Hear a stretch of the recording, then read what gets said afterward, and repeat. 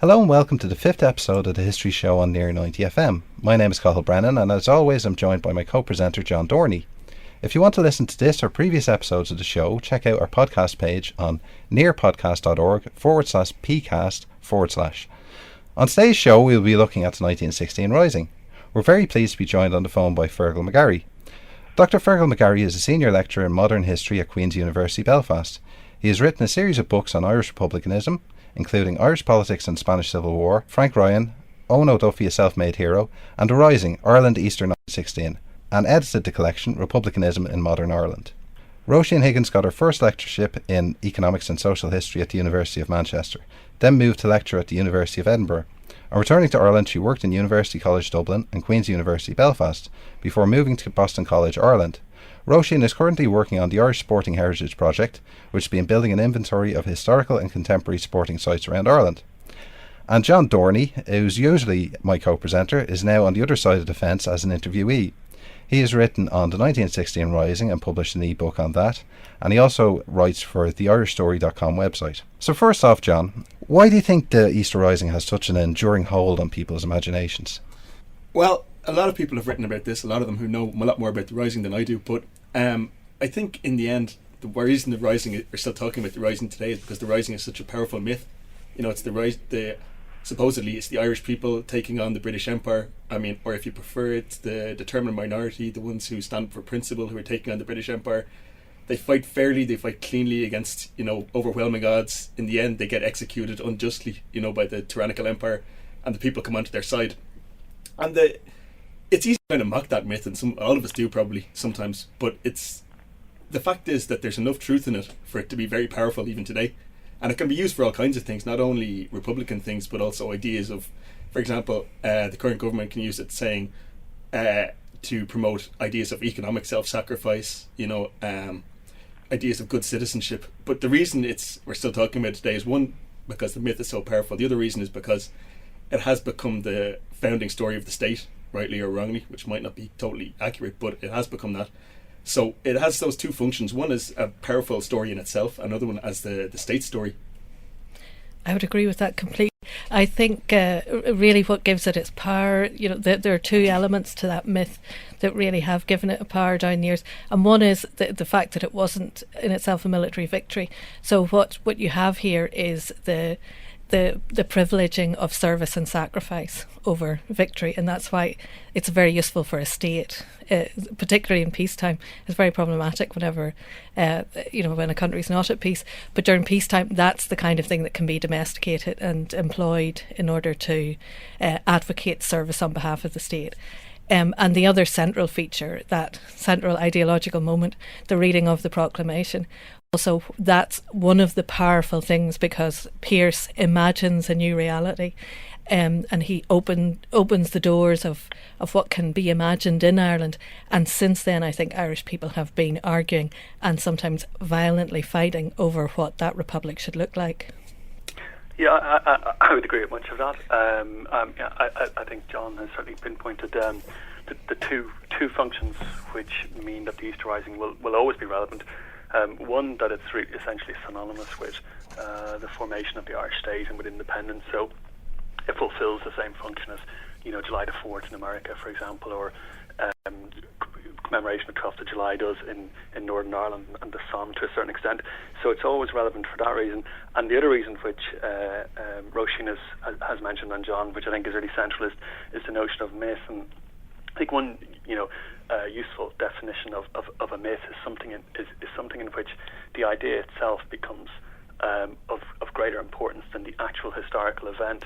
And I think the Easter Rising certainly fulfills that definition of myth, which means in a sense that it's always going to be relevant, because it's always going to be endlessly reinterpreted to suit whatever the prevailing historical climate is. And this is something which Róisín could probably speak about better than me, but at certain periods of history, then 1916 takes on very different meanings to other periods. In 1966, for example, the state is trying to co-opt 1916 to project a kind of constructive patriotism. With the Troubles, most obviously, the meaning of 1916 becomes something much more kind of contested and problematic. And then, of course, with recent years, for example, the 90th anniversary of the Rising, we see that with the ceasefire and the post-Troubles period. 1916 then again changes meaning and becomes a much more positive sort of celebration of identity. So that note of 1916 being really myth, being permanently changing, I think is central to its relevance and importance. I'd like to jump in there and just say one thing that struck me today when I was reading over the notes I made on Irish Freedom, which was the IRB's newspaper beforehand. Now, it's very obvious when you look at that the Rising is something that occurs in its own time and place, and the immediate context is important. Like the IRB were very concerned with labour disputes, before the First World War. Then they were very concerned with the First World War. They were concerned with things like the land issue.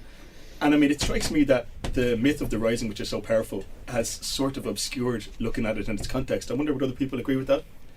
Well, I think that's certainly something that the labour movement has complained about and felt, and you can also see that with the women's movement. If there were three dominant strands in Irish history at that time, if we agree with Countess Markievicz, the labour movement, the women's movement and the national movement, certainly it's true that the national movement has dominated and pushed out all other struggles on the island, and that has had an impact on the way in which we read that back into history. Mm-hmm. Yeah, I mean, I think we almost have to sort of make clear whether we're talking about 1916, the historical event, with all its kind of complexities and messiness and the precise historical context of that event in its times, or 1916, the idea. Because I think a lot of them, when we're talking about 1916, the event, we're actually talking about 1916 as this kind of ever-changing receptacle for our ideas, and almost any great historical event, and somehow 1916 can be read into it. Like, for example, the economic crisis of the past couple of years. When the people from the IMF arrive in Dublin, the Irish Times, default position is to say, is this what the men of 1916 died for? So I think, perhaps one of the things that we can try and do in the lead up to 2016 is to promote a greater understanding of 1916 as a historical event, as opposed to 1916 as a kind of myth, and to get a sort of sophisticated understanding of that out. Well, Róisín, I was just going to ask you, one of the things people talk about when they talk about the way Irish history was taught during the 20th century, sometimes they say that 1916 was seen as the end point, the end of a struggle. Everything was leading up to that point, previous rebellions going back hundreds of years in history. And then there's the other idea that 1916 was the beginning. It started off the War of Independence, the Civil War, state building, all these different things. There doesn't seem to be a lot of interpretation of 1916 as just a point in the middle, that it had a backstory and also it led on to further things. That's a really good point, and of course it's exactly what Pearse designs. That's exactly how he wants to see it.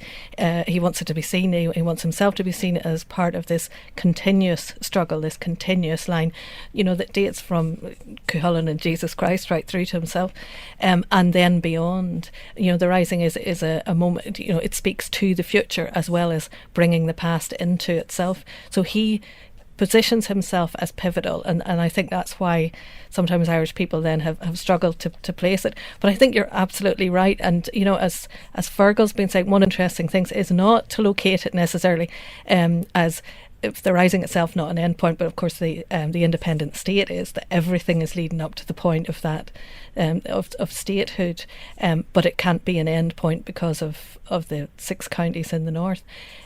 But to locate it rather in European history at the beginning of the 20th century, and to see it as part of the broader politics of Europe at that time. Yeah, I mean, now just to add into that, I mean, I think we probably need to locate 1916 in a number of different contexts, and I think the rebels were so incredibly successful in theorising the idea of 1916 that it's sometimes difficult to go back to the event itself and see it in its correct context, including chronological. So, for example, if we look at the proclamation, there's a concerted attempt in the proclamation to place 1916 as almost the inevitable outcome of several centuries of insurrection, going back to the 17th century, and there's projecting 1916 as a historical inevitability. But if you look at what a lot of the revisionist historians who are writing 1960s and 70s approach it, they tend to much more place 1916 in the context of an extraordinary revolutionary decade that began in 1912, 1913 with the Home Rule crisis and then the impact of the Great War. And I suppose what I would argue is that we probably need to be alive to placing 1916 in a number of different contexts. So certainly it's a central event, maybe the pivotal event in Irish revolutionary politics in the decade from 1913 to 1923. But personally, I think there is something to be said for placing 1916 in longer context, including, as most of the generation who took part in 1916 did, as a kind of consequence of the cultural nationalist revolution of the late 19th century. What was the political situation in Ireland leading up to 1916?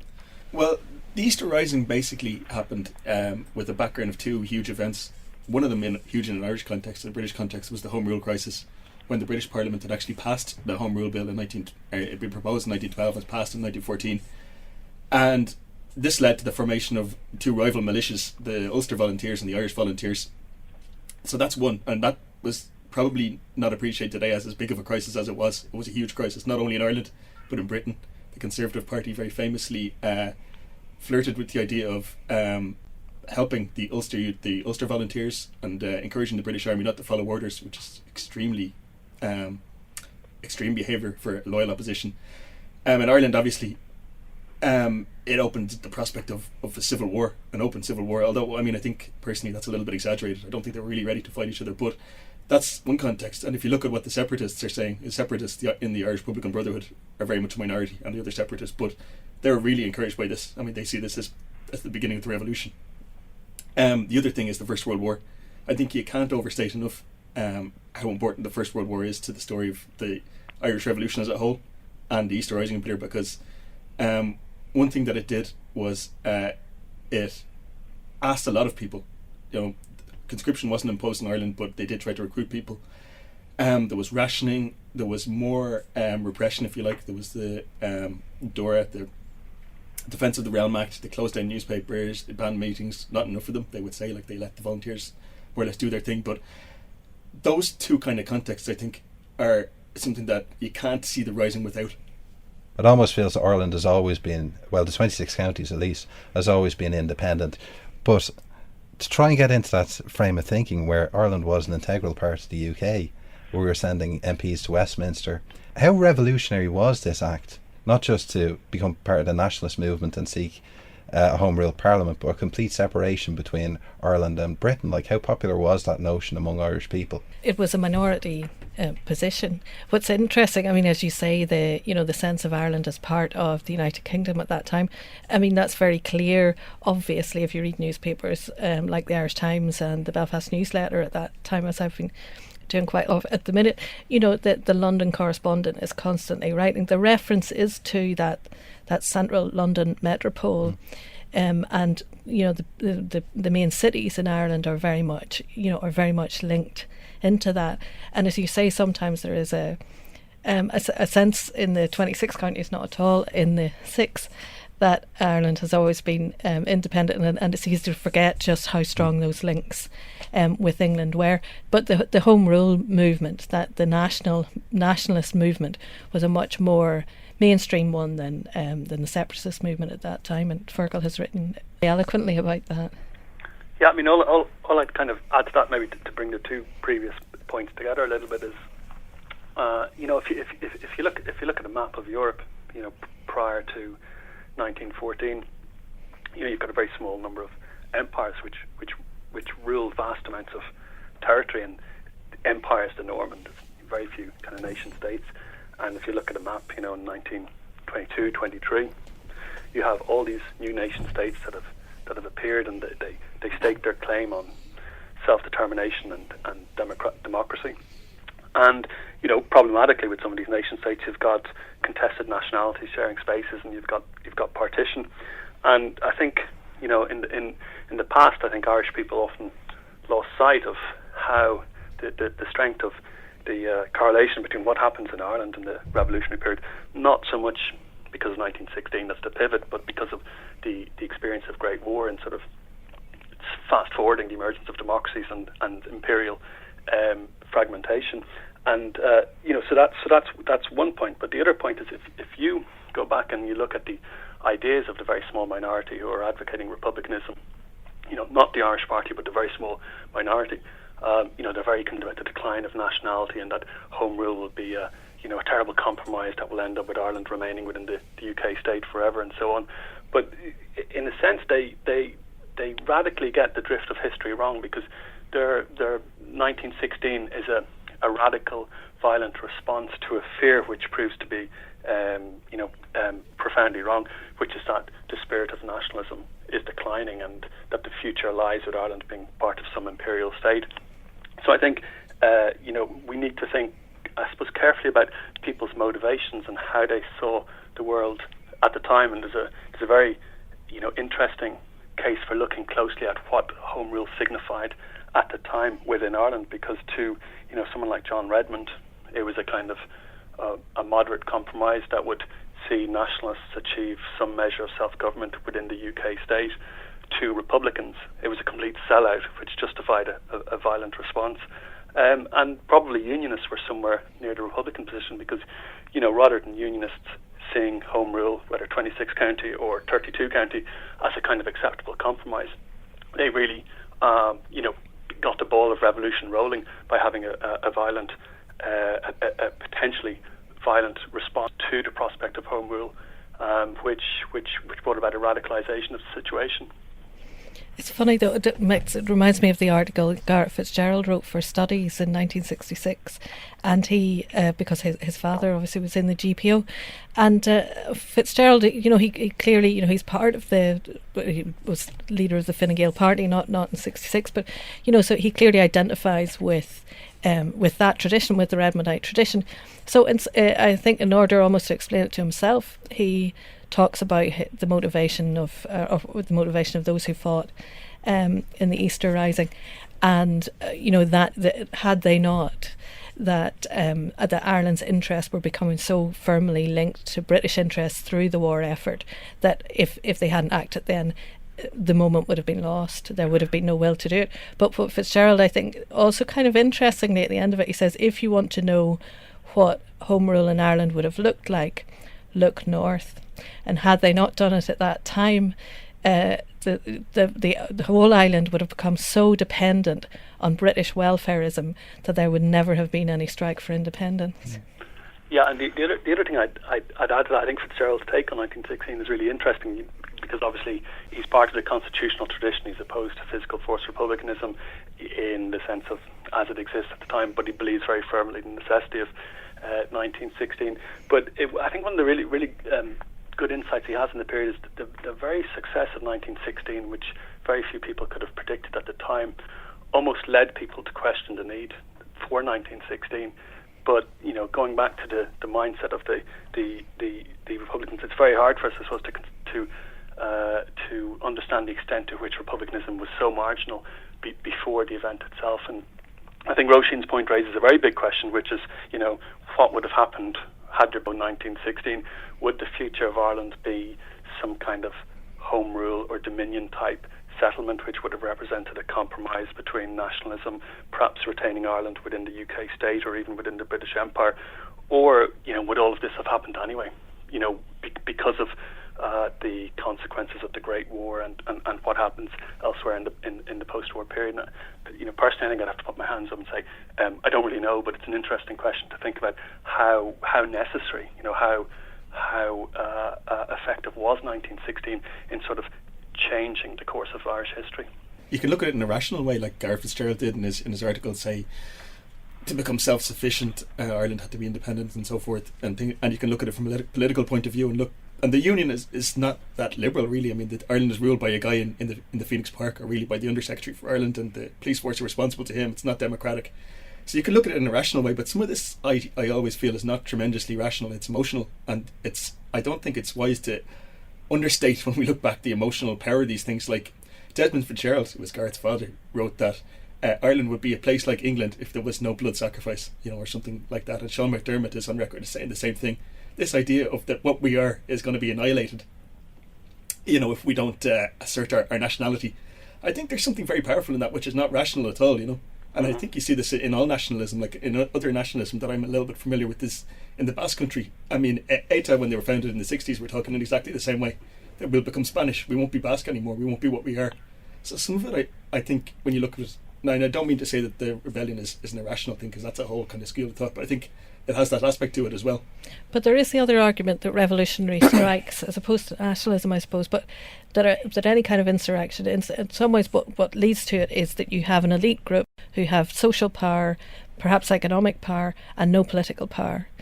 So that that what we see, maybe not on maybe not on O'Connell Street in April 1916, but certainly in the run up to that, in those forces of cultural nationalism, what we see are an elite group of Irish people who want to have power. It's not necessarily a democratic thriving there, I think, as much as people looking for their own power. Do you think 1916 leaders were tapping into a latent separatism that was lurking just beneath the surface, that even among Irish Parliamentary Party voters there would have been a good chunk of them would have been favourable towards them?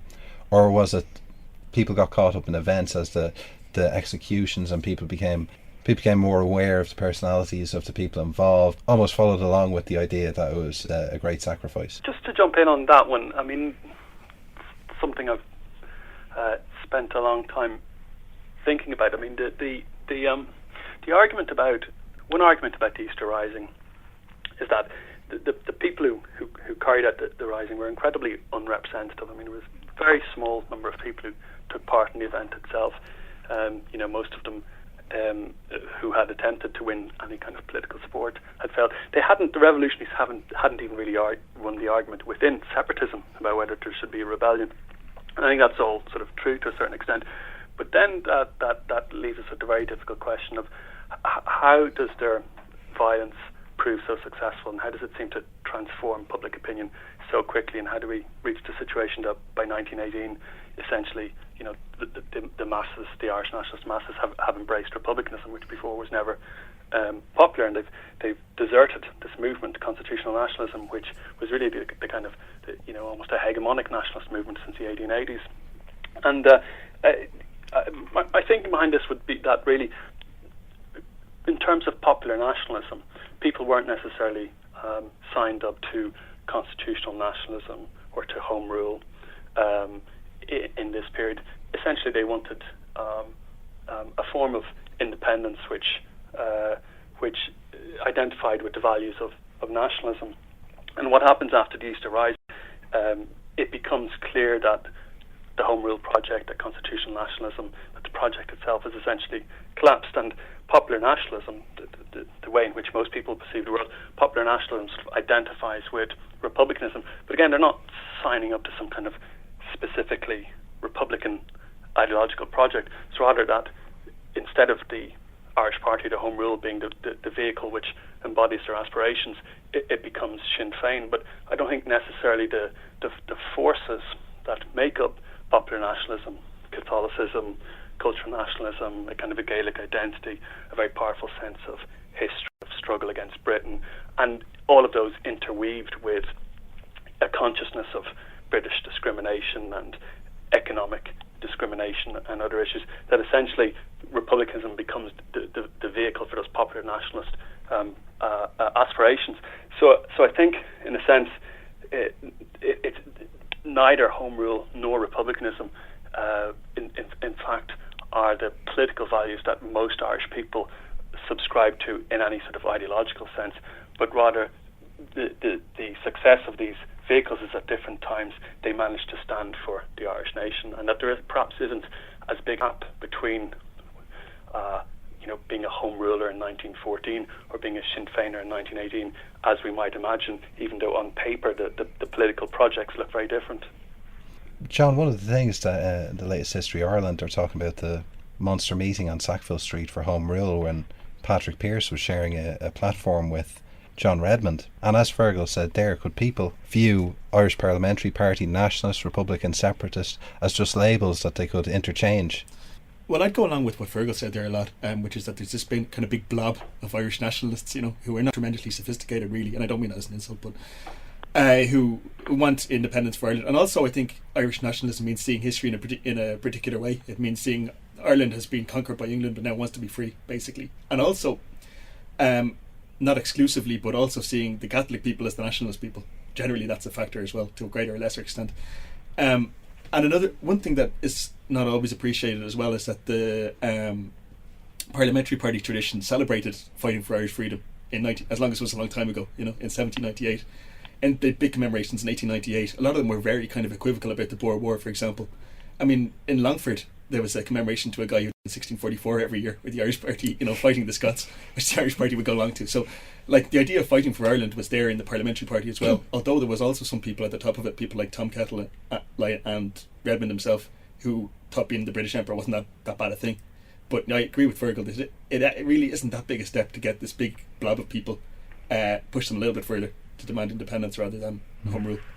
And Róisín, there seems to be among separatists a real belief that the Irish Parliamentary Party is corrupt, it's weak, it's taken one compromise too far. Was that just among that group of people, or is that idea permeated throughout Irish society? It is. It's an easy. I mean, the same thing was said, I suppose, of Isaac Butt as well. And the Labour Party in Britain said it about Labour politicians. Oh, once you go into the House of Parliament, you're already corrupted by the culture, and that you become very influenced by the culture of it. And I think there was a feeling, I suppose, that that they'd maybe gone a little bit native in Britain, but that's always an easy criticism to make of any parliamentary party. I think the vital catalyst we need to add to all this, which we've mentioned earlier, is of course the Great War. I think on paper, John Redmond in 1912 or 1913. The Irish Party win every seat. Nationalists don't even contest against them. They're clearly all powerful in some ways. So it's what happens in the Great War. John Redmond's very kind of striking identification with the war effort, his willingness to commit his political party and the project of Home Rule on a very unambiguous support for the British war effort, which is kind of not part of the nationalist tradition. And so I think it's that. Had the Redmondite Home Rule project not, had this terrible kind of issue timing, which is the Ulster crisis sparked by the Home Rule, but then the adoption of an incredibly unpopular position, which many Irish Party MPs were very uncomfortable with. We would have seen a history unfold in very different ways. But it's this kind of twofold crisis, which I think essentially undermines the Redmondite political project. Now, we're just going to take a very quick break and we will be back shortly. Now, as Fearghal was saying there before the break about the First World War, how big a factor was opposition to the First World War in coalescing all these different groups from the left, from Republicanism, Sinn Féin, the Volunteers, the IRB? How big was opposition to the First World War a factor? It's kind of a tricky question, that, because one of the reasons is because, as Fearghal says, the Rising was really a conspiracy within a conspiracy. It wasn't like they built massive popular support and did it. No, they did it and then they looked for popular support afterwards. But I think, from what I know, which is mainly based on the Irish Freedom newspaper, which was banned in 1914, not long after the war broke out, but the war really does seem to have been seen by separatists as the final straw. They couldn't stand the idea of Irish people going to fight for Britain because it was, it's like this annihilation of everything that they believed Irishness was about. So for them, actually people in the IRB, Clark and McDermott, Tom Clark and Sean McDermott, have been talking about a Rising anyway, I think. But it definitely decided them that they were going to have to do it now. But so yeah, with the Rising was definitely a catalyst. I think though that a kind of intangible thing is people getting used to a lot of people being killed and violence being used. I think that had a factor. James Stevens, who wrote a book about the Easter Rising as a kind of a diary, he said that. I think that afterward, the Rising, opposition to the war was very important, obviously, when there was the threat of conscription being imposed. And people went along with the war when it didn't cost them too much, really. But then when it was a lot of people were going to be killed, that the Rising was that the war was causing a lot of hardship in terms of rationing and stuff, I think it did become important. And also, the repression after the Rising was facilitated by the Wartime Acts, the Defence of the Realm Act, which meant that people could be picked up and interned and presses could be closed down and so on. I think that had a big impact. So Fearghal, how do we get to the point where Patrick Pearse is actually reading out a proclamation outside the GPO on Easter Monday? Well, actually, this question relates quite nicely to John's point about the Great War. I was making the point that the Great War really sort of shows the fragility of the Home Rule project and really puts constitutionalism to a test that it doesn't survive. But this is really only evident over the course of the war in general. From 1914 to 1918. And if there's one particular issue which really, I think, destroys the Home Rule party after the Easter Rising, it's the conscription crisis of 1918. But if you go back to the outbreak of the war in 1914, 1915, what's kind of interesting is that Redmond sort of wins the political argument that it's necessary to support the British war effort, and we can actually measure very well, reasonably precisely, how Irish nationalists felt on the question.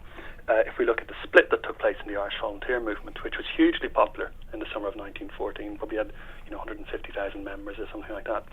And when Redmond says, basically makes the case that it's tactically necessary to support the British war effort and to be pragmatic in order to win Home Rule, probably over 90% of the Irish volunteers back Redmond, and 5 to 10% of the Irish volunteers adopt a more separatist position, which is anti-war and which is implicitly revolutionary.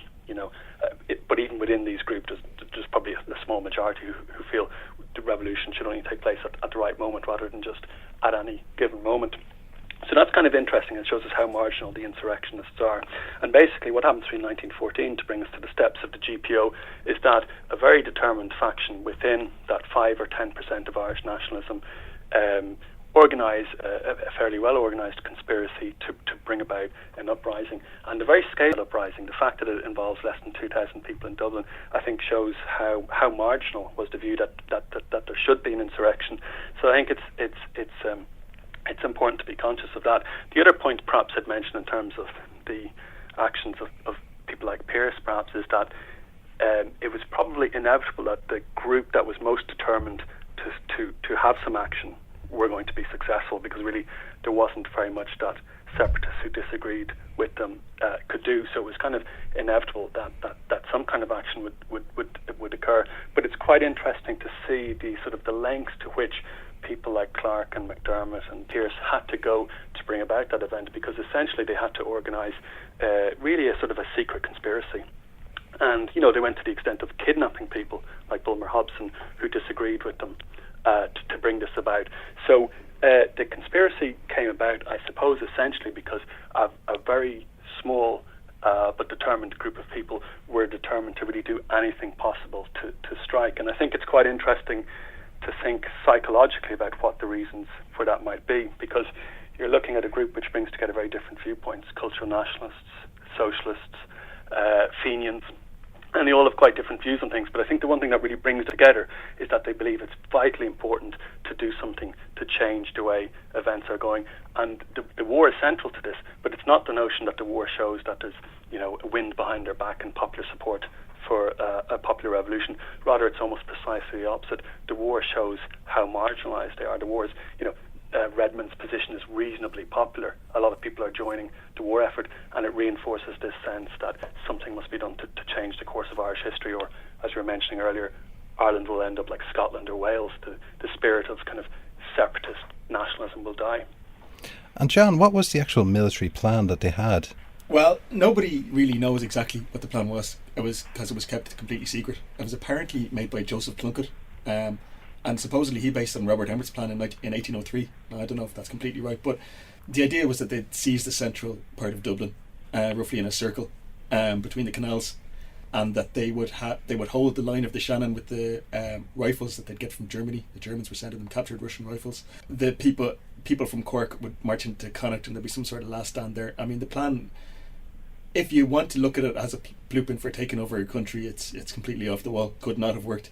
But I don't think that was ever the plan. I think Fearghal could say more about that, maybe. Yeah, I think there's probably. People would disagree, but I think there's probably been too much written about the plan, because I think the plan, as John said, I think the plan was kind of mad. I don't think it was a plan. I think really what 1916 was about was it was a highly orchestrated and symbolic gesture in which a sort of insurrection would be used as a form of propaganda to draw attention to the separatist case. And obviously that's an idea that's associated with Patrick Pearse, with the blood sacrifice, and also the notion of the need for a violent insurrection is also in a less mystical form associated with the Fenians. But even if you look at kind of ordinary separatists who took part in 1916, many of them say things along the same lines. They say, well, things were going the wrong way and we knew that something must be done to change things around. So my sense would be that to read too much into the military plans and logistics would be to miss the point of 1916, which is that it was essentially a kind of a sort of a desperate gesture, which some people just felt honour bound to make, regardless of whether they thought it would be successful or not. But I think some revolutionaries actually did hold the feeling that it in time actually produce political benefits. If you go back to looking at the views of people who were separatists who opposed Easter Rising, like Owen MacNeill, it's quite interesting that they very explicitly make the point there's no point in having an insurrection of this sort if it can't achieve anything in military terms. And that's a very rational argument, but I would argue that ultimately they were wrong, because 1916 was, incredibly successful as a form of politics rather than as a kind of a military or an insurrectionary effort. And just to add to that, it's said that Desmond Fitzgerald was in charge of rations in the GPO, and he was the only person who believed that it would be a long, drawn-out battle. And so he fed them very poorly in the GPO. They were getting sick on the biscuits in Jacob's factory. But everybody else knew it wouldn't last for very long. Well, Róisín, just talking about the leaders of 1916, they're far more complex and interesting characters than almost the plaster saints they became later on in the 20th century. That's absolutely true, and it's not more true of anybody than it is of Patrick Pearse. He's partly responsible for that. He did set himself up as a Christian martyr, and therefore was very useful to the Catholic Irish state. So, so Pearse certainly fulfilled that role as a moral exemplar, as well as rather even than a military one. They do. The radicalism gets lost very much, I think, in the way that they are all remembered. That's not an unusual thing to happen, though, in any society. You try to sideline the violence in order that the so-called founding fathers can send out a different message. And John, some of the work that you've done recently about casualties, civilian casualties particularly, in Easter week, how did you find reading through those records? I'd like to say that the research really isn't mine. It's based on Ewan O'Halpin's work at Trinity College with the Dead of the Irish Revolution, the name of the project is. And they have a figure of 487 now of the deaths in Easter week, of whom about 200 are combatants. So that's nearly 300 civilians. And if you remember that the fighting is all in 5 days maximum, and probably 4 because there wasn't an awful lot of fighting on the Monday, that's kind of chilling, and so most of the casualties seem to have been killed in the crossfire, but there were quite a few occasions. First of all, when the rebels took over their positions, they did deliberately kill civilians. We don't really have a figure on how many it was, but they did do it. They did shoot people who got in their way. And the British troops, on one occasion in North King Street, they broke into houses and they shot 15 men out of hand. Apparently they had orders to do this, to not take any prisoners. But there was also an officer in Portobello Barracks who seized Francis Sheehy Skeffington, who was the famous pacifist and orator who was out trying to stop looting. And he shot him, and he shot 6 other people, and very stupidly he shot a newspaper editor, which you don't want to do. But the British do seem to have caused most of the casualties once the Rising broke out. Now, if you want to talk about the moral argument, you could say no Rising, no civilian casualties, which makes sense. But the British forces do seem to have caused most of the actual civilian casualties.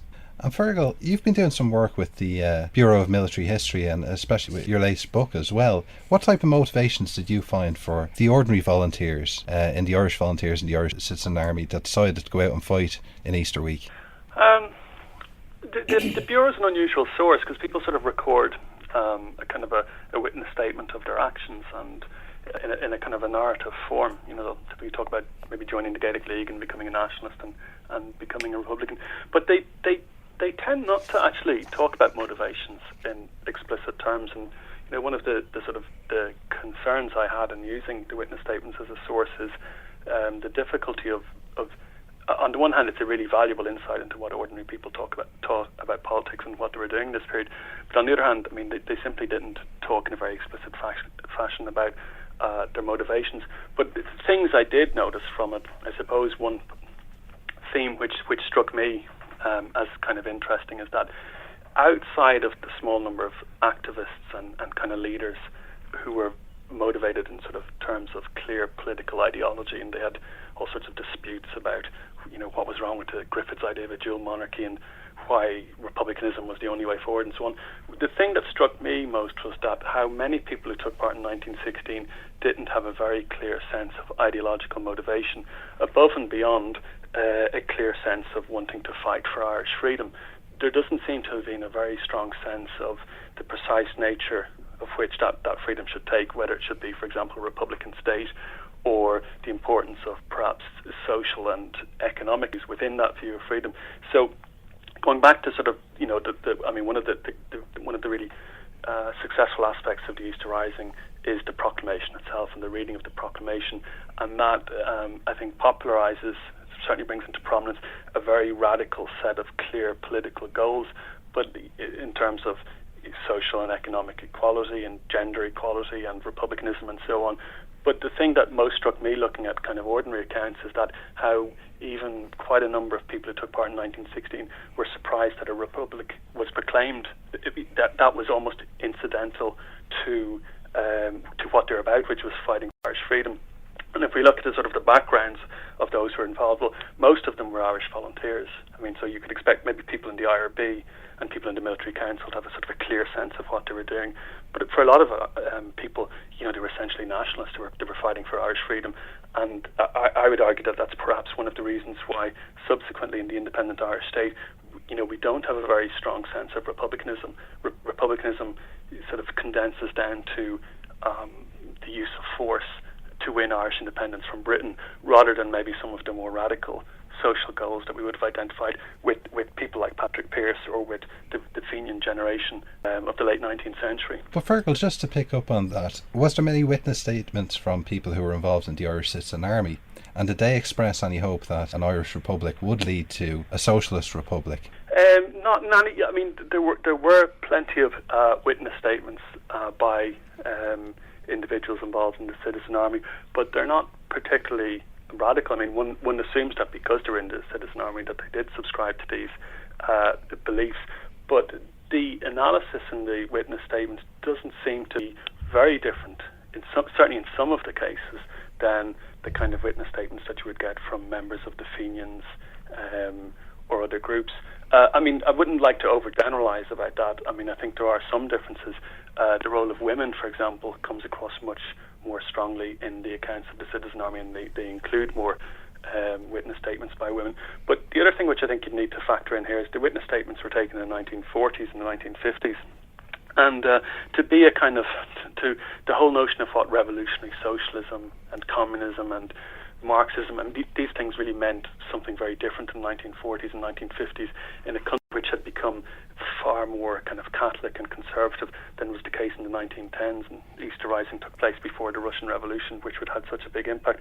So I kind of agree with the point that Róisín was making earlier, which is it's really easy to lose sight of the radicalism because the world and Ireland had changed so much between the 1910s when amazing things seemed possible, particularly to revolutionaries who joined groups like the Citizen Army, and the 1940s and 1950s when you really had a conservative nationalism.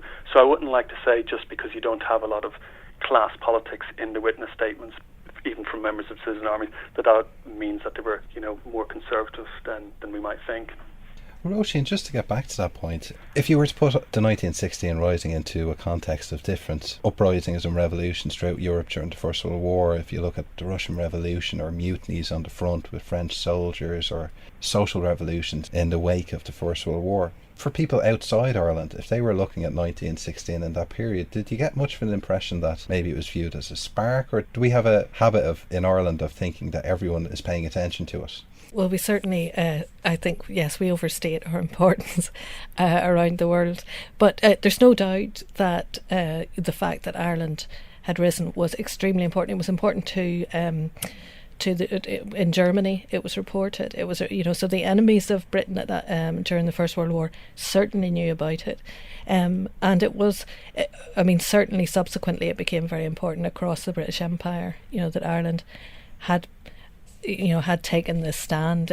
India was very influenced by it. So there is a domino effect. I mean, it shouldn't be overstated because, of course, all the those other countries within the British Empire had their own nationalist movements, and had their own causes, but they looked to that example, and Britain, Ireland has always been strategically important, not just because it's the back way into Britain. It's strategically important because if Britain can't control Ireland, then where is it going to be able to control? And John, just to look at the aftermath of 1916 and the British response, how much that played into the hands of the revolutionaries, or how much of it was a case where they didn't really know what to do with this situation? Again, one of the elements of the old story is that, had there been no executions, there would have been no popular reaction, and, British rule would have been saved and Irish history would have been different forever.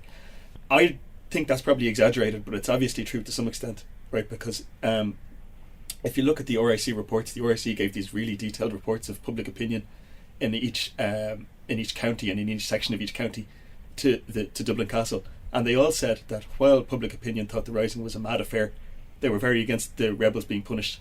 And that's true in Wexford and in Cavan, which is the two places that I've happened to look at, and I suspect it's true in lots of other places. So because they were seen within the nationalist tradition, as Fearghal's been saying, like they were fighting for Irish freedom, whatever that meant, but that was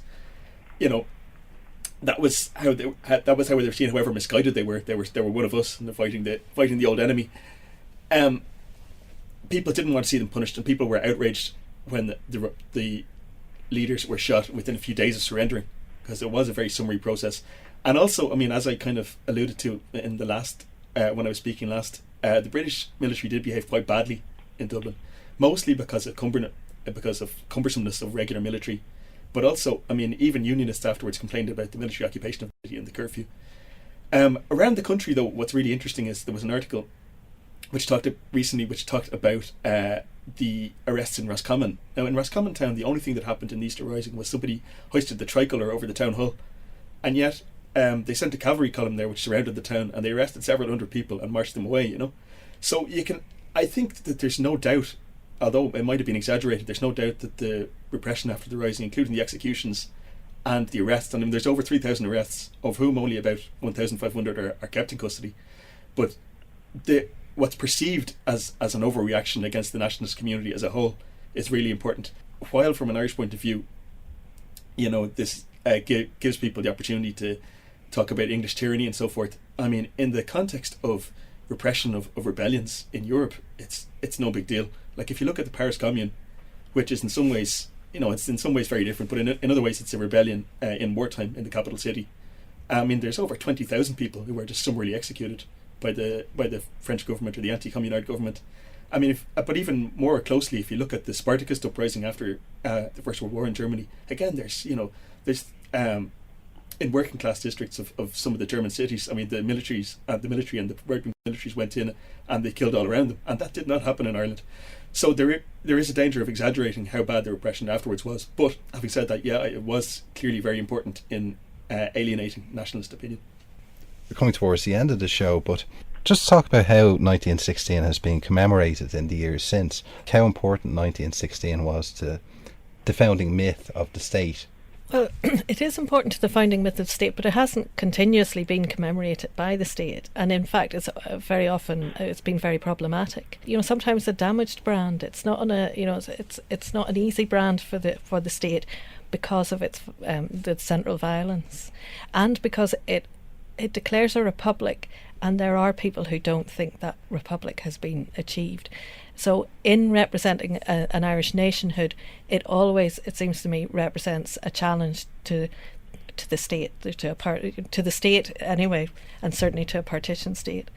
So throughout, then there are some key commemorations. The first anniversary of the Easter Rising, several thousand people gather on O'Connell Street, stones are thrown.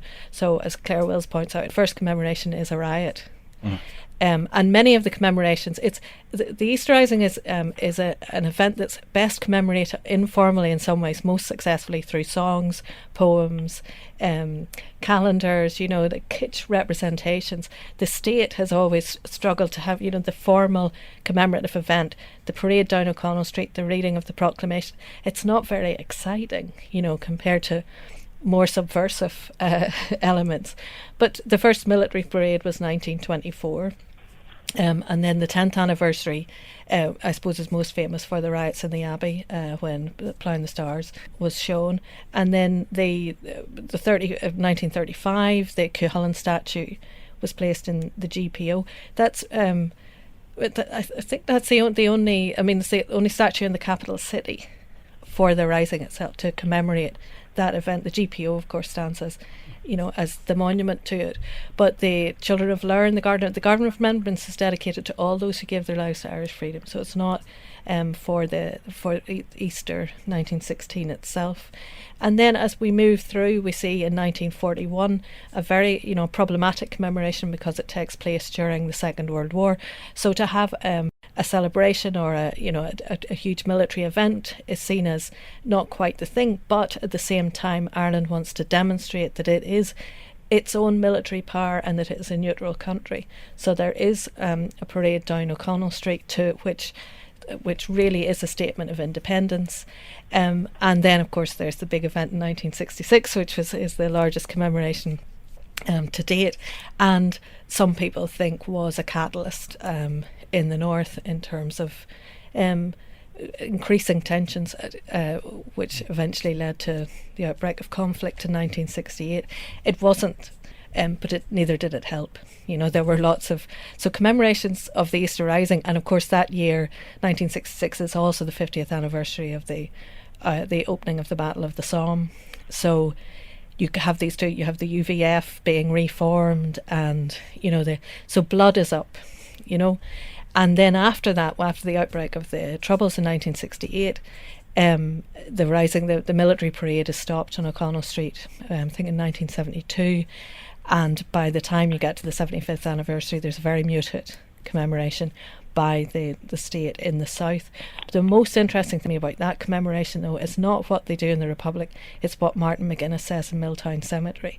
And he says very clearly, nobody joined the Provisional IRA because of what happened in 1916.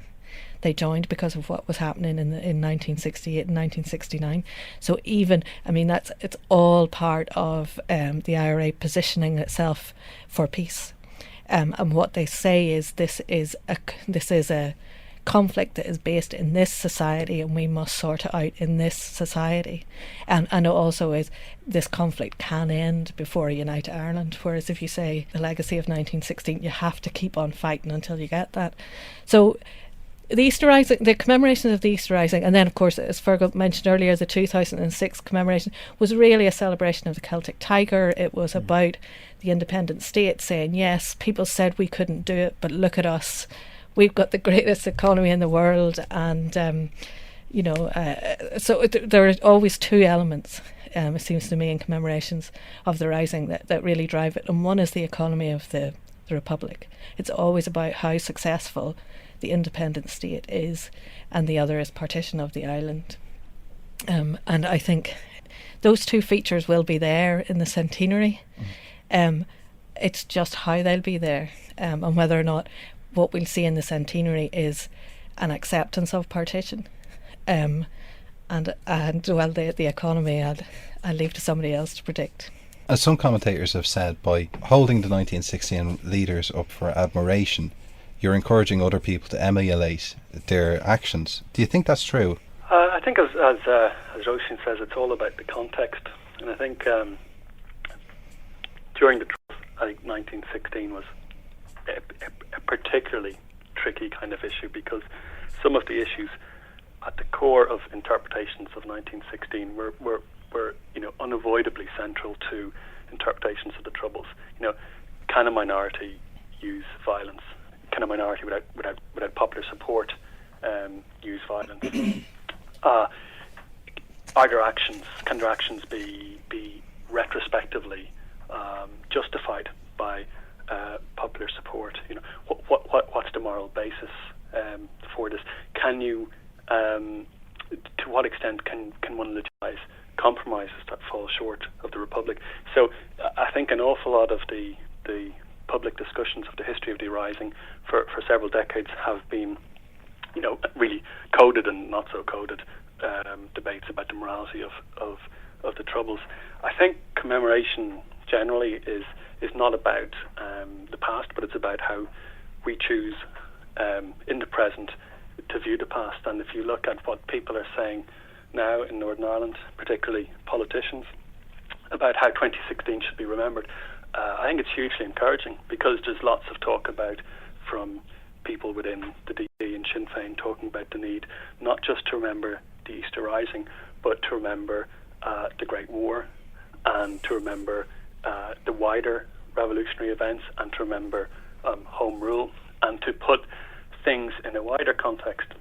And I think also one of the things that we should perhaps hope to do is to put events in Ireland in not just a European context of the Great War, but also to put them in the context of Britain. I mean, what happens in the revolutionary decade in Ireland also has, a profound effect on Britain. I mean, the nature of the British state changes, enormously with the Irish Revolution.